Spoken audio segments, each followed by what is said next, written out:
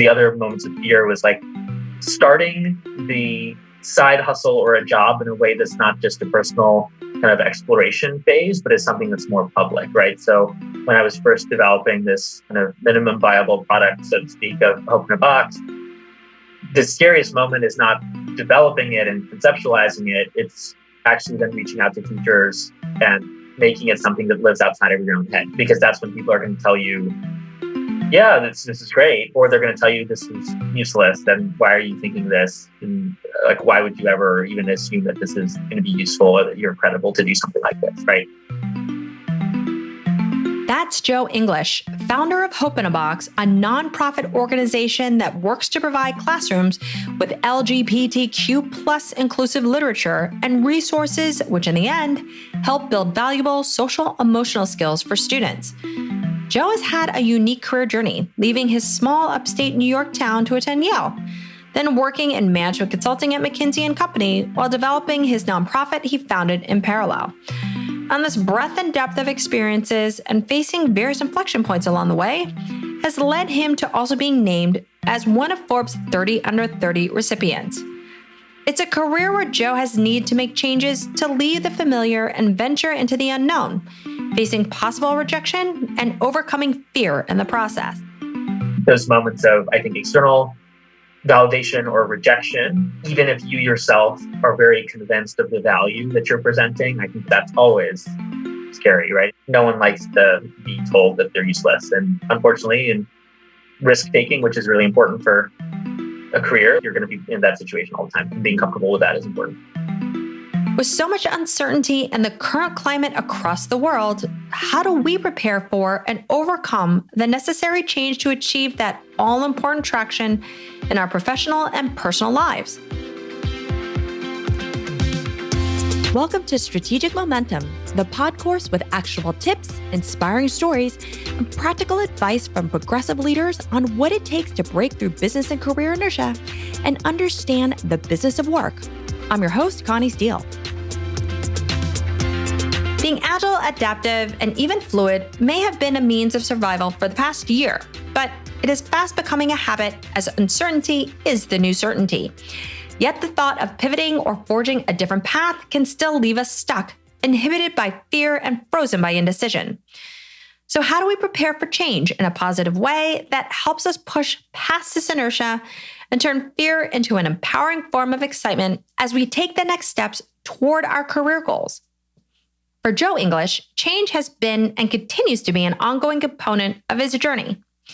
He grew up in an insular, ethnocentric, conformist environment, yet it built character, grit, and empathy because of his differences in his identity and way of thinking. He set his sights to find other places where he could experience more of the world. Let's hear more about his journey. I grew up in a really rural town, way upstate New York, 1,900 people. We've lost this title since then, but it was the smallest incorporated village in the state of New York. I never really saw anything outside of my kind of small town that I felt actually like introduced me to the diversity of, say, New York City or San Francisco until I left for college, which I was the first person in my town to actually attend Yale University. And that, I think, was a moment for me where suddenly everything was possible. Right. It took a lot of hard work and dreaming to get there, but I don't think it becomes real until you actually step onto campus and you meet people from all over the world, all over the country, who are coming from totally different backgrounds from you.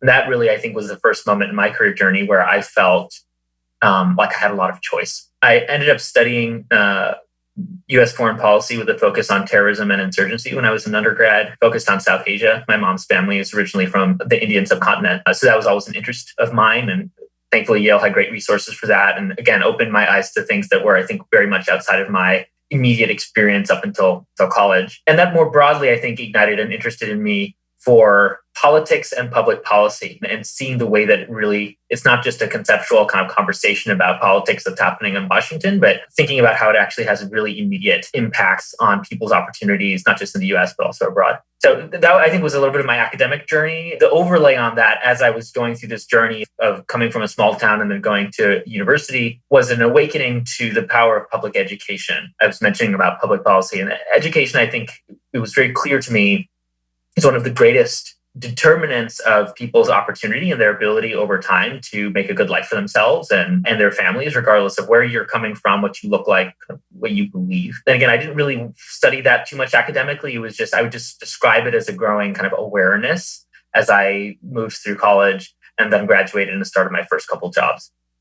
So after university, I started working at McKinsey & Company, which is a management consultancy based in New York. I was super excited to work there. The thought process was I have all these things that I'm really excited about, kind of like from a topic standpoint, but I didn't feel after I graduated Yale that I was really in a place where I could effectively like jump right into the weeds and like get stuff done. A lot of my education, as you would expect, was quite academic. It wasn't hands-on. So I saw McKinsey as a way of getting a really good skill set. I'm sure you hear this all the time, right? People go to these consultancies or go to Wall Street to get skills. I saw a lot of kind of truth in that and wanted to be in a place where I would learn management, I would learn finance, I would learn how to be an effective communicator, how to get stuff done, run an effective process, and fingers crossed, work on topics at a strategic level that I cared about. That I stayed there for about 2 years. I think McKinsey absolutely delivered on that promise. I have no regrets of going there. I think it was an incredible experience where I did learn those skills and met the smartest people that I had ever met in my life. Just phenomenally competent, phenomenally sharp. It kind of set me up on a path where I think the next two experiences I had working in the nonprofit world, I was a much more effective operator and thought partner, not only to my colleagues, but also to the people that we were serving through our nonprofit work. Joe had to navigate the challenges of being perceived as different at an early age, where his racial identity was a mashup of two different worlds. But he was also getting comfortable with another part of his identity, which was an important source of inspiration to starting his nonprofit. I think the two things that were different about me when I was growing up, one was that I was biracial. Like I said, my mom's family, they were refugees, political refugees out of Pakistan. She grew up kind of all over Asia and parts of Europe before coming to the States as an adult for university. And then my dad is from small town Ohio, so very different worlds. And that's something that was visible, right, to people in the small town where I grew up. A lot of them were totally well-meaning, but just didn't necessarily interact with too many people who came from that sort of ethnic background that I did. And that was an obvious source of difference. I think the other kind of hidden source of difference was that I identify as gay, and that was something that I didn't really share openly with people until I graduated and left my hometown. So those two sources of difference, I think the impact, although I wouldn't have kind of recognized it at the time, was learning how to deal with difference and find a way to be comfortable being different. And it's a very painful process as a young person, right? Everyone has been a middle schooler and they understand what it's like to not be exactly like your peers, right? That's a universal experience. And, I think that has ultimately did give me more character as having to kind of deal with that at a young age in a way that I could not escape or couldn't really hide from myself or from others. And over time, I think has made me a little bit more comfortable taking an alternative paths or alternative perspectives that might not always be popular. Joe knew he really cared about public service and grew up realizing the value of good public education and how that could create a downstream effect to establishing greater opportunities for many to lead fulfilling lives. Yet he knew the limitations to access in communities like he grew up in. For him, the question was, when do I feel prepared to make that difference? Joe's personal experiences meant he was uniquely placed to identify and understand some of the gaps not being addressed. Simultaneously, he had set out a career path that was somewhat unusual for people from his hometown, and so was comfortable in taking a different route towards where he wanted to go to have impact. It's this other mashup of these two parts of his journey that saw him learning and implementing the fundamental hard skills gained at McKinsey to then parallel path the pursuit of his mission-driven goal in the nonprofit and education sectors. I started really during my first couple months as a side hustle when I was at McKinsey. We work with rural and Title I schools around the country to build LGBTQ inclusive school libraries and English curriculum. We work with about 300 schools around the country now. Ultimately, the goal is to make LGBTQ inclusive education the norm rather than the exception in every single public school. The skills that drove me to do this or helped me get this off the ground, I think there are a lot of obvious ones from McKinsey that they talk about and that I think are true. I mean, running a clean and effective process, right? Where you're super organized on what your goals are and how you're going to get there. Clear written and verbal communication, which all of us struggle with sometimes, but I think they do a good job of making us slightly better at that. There are a number of these pieces like quantitative modeling, financial pieces, like all these different puzzle pieces that fit together.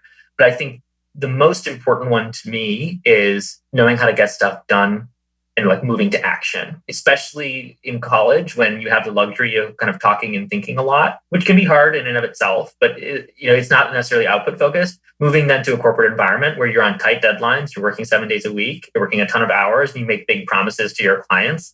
You know how to move, right?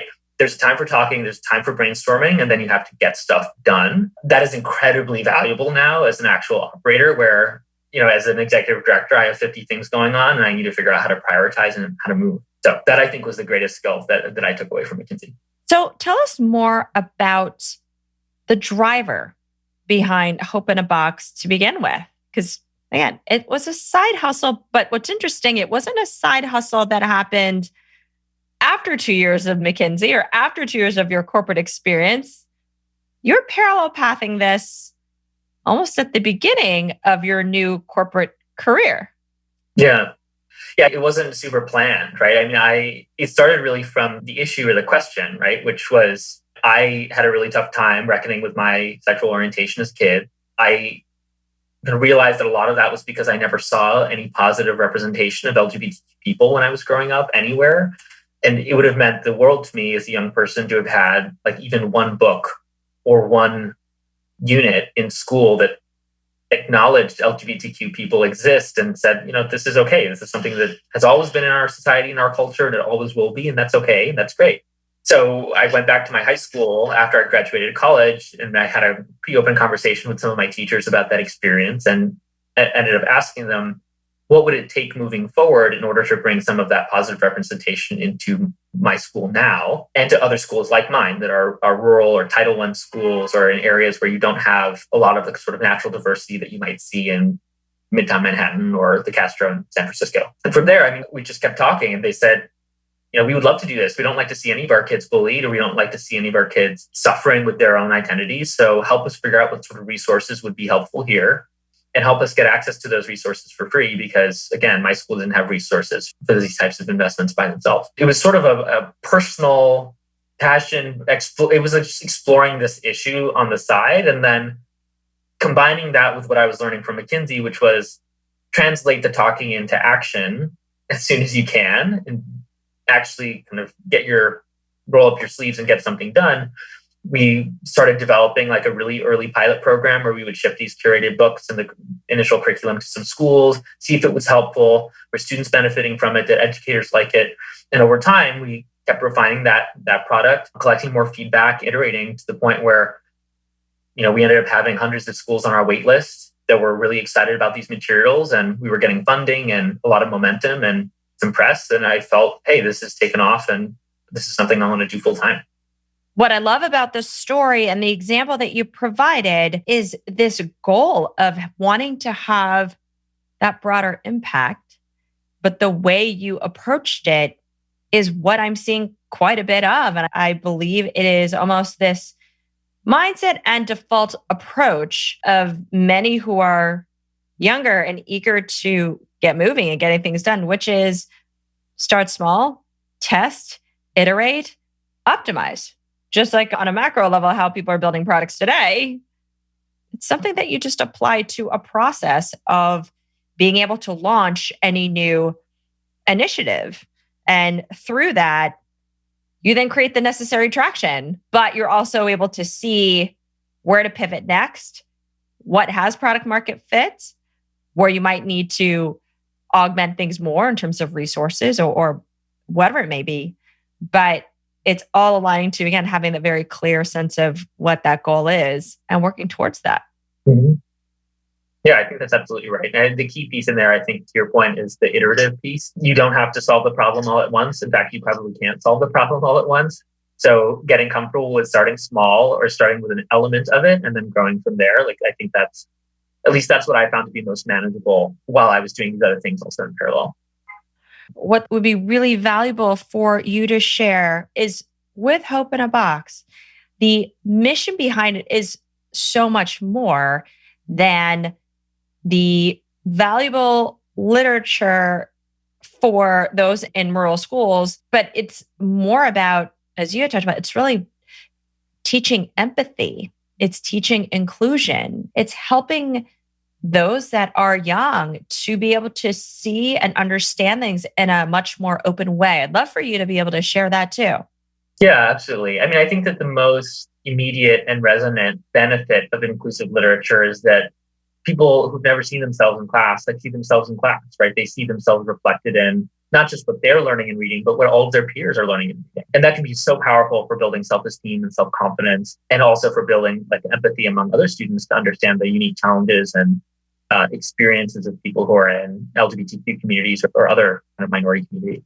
I think that there's a broader and longer term kind of economic benefit of that too. Social and emotional skills are more and more important in our economy as the economy becomes more diverse. It's more diverse than it has ever been. And also as the jobs that are highest reward depend more on social emotional skills, right? We're seeing automation take away skills or take away jobs or be, outsourced that in the past like allowed people to kind of live within their own bubble or provide kind of mechanical or easily replicable jobs and tasks. But as we kind of shift away from those types of roles and careers and toward more service-based careers and jobs, being able to fluently interact with people who have different experiences and backgrounds and worldviews and identities is even more important, right? There's a huge premium placed on kind of diversity, literacy, and emotional intelligence. So by giving students access to these stories and these experiences from younger ages, it builds that skill and it creates that social emotional learning from an early age. And again, there's really no replacement for that.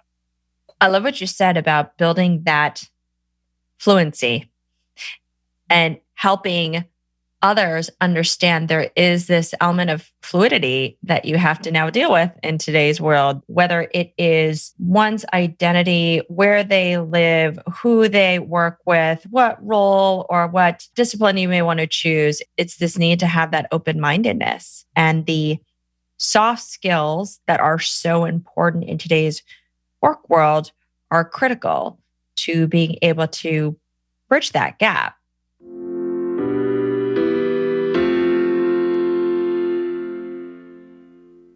That fluency for Joe also happened to come in the form of working between two full-time roles in parallel. So how did he navigate and manage these commitments that were equally gaining momentum? A lot of nights and weekends, right? I mean, I think a lot of it is it's not an exciting answer or a cheat code or anything like that. I mean, if you want to do something that's big, I think having the discipline to put in the hours is like the most foundational thing. So, I mean, McKinsey also in the second year, it's really hard. It was the hardest thing I'd ever done, working really long hours. And then at the margin, if you can push yourself to spend another half hour or an hour at the end of a long work day from like midnight to 1 a.m., you do it, right? I mean, it's part of the commitment to yourself that you're going to get this thing off the ground, right? You're going to buckle up and you're going to make it happen. I think over time, I think that starting anything is the hardest part, right? So in hindsight, I would not have started these two things at the same time, right? I would have gotten used to McKinsey first and then started the other thing, or found some way to kind of sequence them, because learning that the startup part's the hardest. But in this case, it was really kind of buckling up and having the discipline to have a solid schedule and make sure that I didn't kind of cheat on the diet. While Joe's goal was one of broad impact, his approach was to start small, test, and iterate in order to create traction. This mindset allowed him to grow the side hustle steadily while also being able to see the bigger picture and correct his course as needed. And Joe always had a bigger vision in mind from the start, of which he had built his compass early on to help him get there, from choosing college to starting Hope in a Box. But what about those moments before those leaps from concept to action? How did he prepare for those changes and get past the hardest part, which is to just start without getting so inhibited by fear as so many of us do? But the moments of fear, I think, are actually pretty clear to me. I think how you manage through that is a little bit the kind of harder question. The most obvious ones to me. Like one was applying to college, where again, a lot of my classmates didn't even go to college. They go directly into employment, or they go into skilled trades or the military. It's a very common path that people in my high school go through, which is great. I wish actually a lot more people would do that rather than having college as a default. But for me, it was a big gamble to be able to go to somewhere like an Ivy League university where I had been working for several years to try and make that a possibility. And that was a moment of fear, right? Like it's all this work, all that discipline that you put into it, all the bets that your mentors and family and advisors kind of made for you, it doesn't come to nothing. I think in my kind of professional career, the other moments of fear was like starting the side hustle or a job in a way that's not just a personal kind of exploration phase, but is something that's more public, right? So when I was first developing this kind of minimum viable product, so to speak, of Hope in a Box, the scariest moment is not developing it and conceptualizing it. It's actually then reaching out to teachers and making it something that lives outside of your own head, because that's when people are going to tell you, yeah, this is great. Or they're going to tell you this is useless. Then why are you thinking this? And like, why would you ever even assume that this is going to be useful or that you're credible to do something like this, right? Those moments of, I think, external validation or rejection, even if you yourself are very convinced of the value that you're presenting, I think that's always scary, right? I mean, it goes back even to what we were saying earlier about like the middle school moment where no one likes to be told that they're useless. And unfortunately, in risk taking, which is really important for a career, like you're going to be in that situation all the time, and being comfortable with that is important. So when you talked about almost getting out of your own head and getting the external validation, what helped you actually get out of your own head to then just start reaching out to get that feedback on the idea and be okay with whatever the feedback was, such that if the feedback might have been not necessarily positive, but it could be constructive, that it didn't deter you from really the overarching goal that you had? I think part of it is zooming out. I think we sometimes, at least I do this when like I'm nervous about a particular conversation or a particular email that I'm going to send. I attribute way too much value to it. I really get wrapped up in it, and I do a lot of prep for it. I rewrite the email a bunch of times. I get nervous at how it's going to be read. For the other person on the other side of the conversation, most times it's like much less important. And that's actually fine. It's okay, because it means that you can be a little bit more open. You can be looser with them. And I guess what I'm getting at is zooming out a little bit, taking a deep breath and recognizing that there are many small moments that are going to add up to the success or collective failure of the effort. Don't get obsessive over one or two of them, because that's going to be your bottleneck. So again, I'm just thinking about a specific example. When we were putting together, like we were curating the list of books that we wanted to send to schools for Open a Box, we worked with about 50 professors and teachers from around the country to compile that curated list. I was so nervous to send the emails to hit send on the emails to some of these professors. Like, it's just an email in their inbox, right? Like, the worst case is that they don't respond, and like, that's all right. Then you'll follow up. And if they don't respond again, you'll find someone else, right? It doesn't actually have to be this huge, like, threshold that you're, getting yourself over. It actually is. I think oftentimes these things are lower stakes than they seem. So you don't want to give them undue power. One of the things that we've seen and observed is that there's this common dynamic that happens where many of us tend to catastrophize the potential outcome. We do live in our own head, or we start to assume certain negative outcomes that may not be the reality. So it's identifying what are likely outcomes, and then what may be ones that we are projecting. It's this continual self-analysis and self-awareness of whether or not you might be making it more than it may really be, and getting context to that. But so many of us tend to do that when we're fearful. Yeah, I agree. I think a lot of it's around loss aversion, right? Like, humans are much more likely to put stake in the potential for like failure or loss than like the potential for reward. And ultimately that's like probably irrational, right? We should be looking at both ends of that spectrum. Like, what's the potential upside here, and what is also the potential downside? I do get it though, right? Because for new projects, right? There is a large chance of failure, that not necessarily that you're like shamed or something, right? But that it just doesn't work out. And if you're already working a really hard job, it's then daunting to commit to spending so much extra time going towards a new project that might not actually do anything or go anywhere. So I get it. I think that's also valid. But to your point, it's good to also think, okay, even if there's only a 5% chance that this works, a 10% chance that this works, but that's a massive success. Finding a way to calibrate that, the risk and reward, I think it's super important on the positive and the negative side. Joe's personal life means he has had to face a risk of rejection from those in society that do not always accept people they see as different, be it due to race, sexual orientation, or otherwise. His journey has helped him clarify his career mission, overcome mental obstacles that may hold others back, and ultimately put him in a position to make Hope in a Box as impactful as possible. And it's enabled him to bring his whole self to work in a way that aligns to who he is, what he's passionate about, and still enables him to continually grow and build his potential. As part of my work with Hope in a Box, like I tell my story a lot, and it has certainly gotten me to clarify, even in my own head, like what the narrative has been related to my own journey with my sexual orientation and my hometown. And I think that having that sense of like where you're coming from in a clear way, it makes me a little bit more comfortable in my own skin and more confident in kind of what I want to get out of my 20s and my life, right? So I agree. Like I think that storytelling element of starting a nonprofit that's so close to home, literally, is certainly powerful. So what advice do you have in helping others break through the fear they may have in order to achieve, their goals and ultimately create their career mashup like you were able to craft your own? I think that the most important thing for me is something we touched on a little bit earlier, which was around small steps.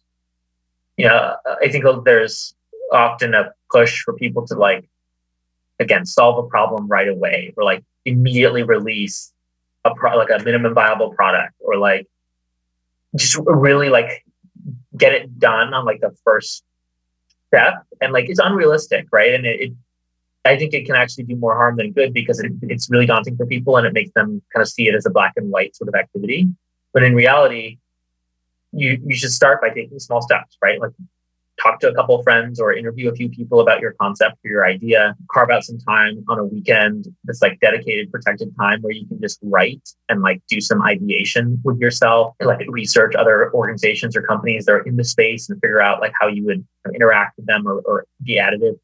Doing those small steps, I think, can build momentum and excitement, and also help you have the space to then clarify what it actually is that you want to do and why that's valuable. So starting small, giving yourself the space to take small steps over time and being iterative, I think, again, that's the approach that I took that made it sustainable. And ultimately, I think led me to a better answer rather than holding myself to this unrealistic standard.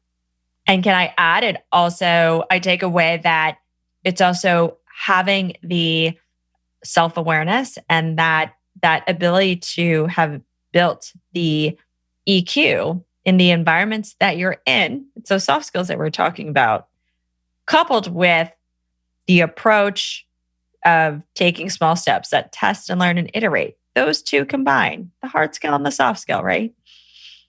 That has enabled you to find the traction that has established Hope in a Box to be this amazing nonprofit that's continually gaining incredible traction. Mm-hmm. Yeah.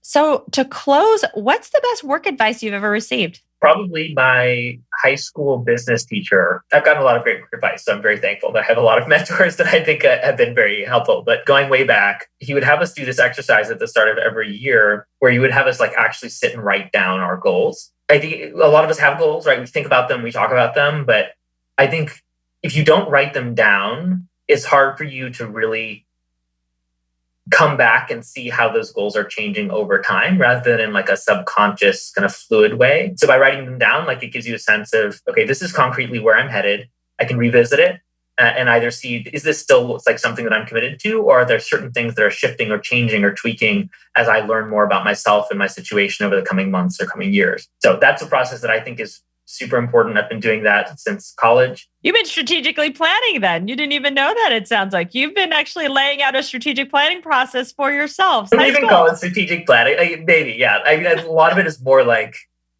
health and wellness stuff, right? Like making sure I'm going to bed at this time. Like it can literally be that. Still goals, objectives, strategies, tactics. That's true. But I've never pulled an all-nighter. I do not drink coffee. Like there's stuff like that I like write down and I hold myself to it. It is super tactical. And then yes, to your point, there's some other like strategic things for like the year, like, stuff that you want to make sure that you've accomplished within your actual job or, education, things like that. But there's a range of those things, but having them all kind of in a consolidated place where you're getting a picture of where you're headed, I have found personally to be really helpful. And finally, what's the best way listeners can connect with you? So I would say following Hope in a Box on Twitter. The hashtag is Hope in a Box Inc. I think is a great way. I'm on LinkedIn. And of course, our Hope in a Box website has all kinds of ways to get in touch too. So that's an easy place to check. Well, thank you so much for being on the show today and sharing just your amazing story and how you've been able to start small, test, learn, and iterate to build this incredible nonprofit, but give insight on how you manage change throughout your personal and professional life. Excellent. Thanks for having me.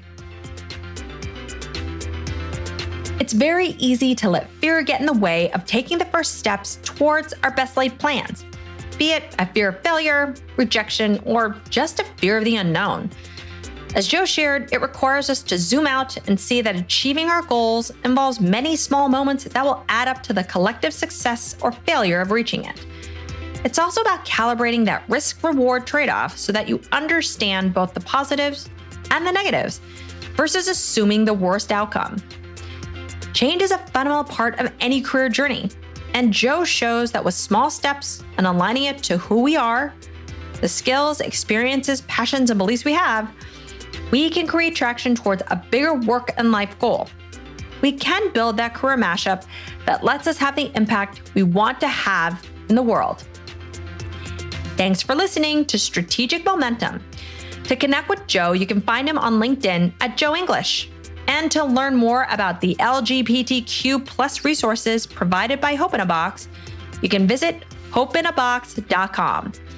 That's HOPEINABOX.com.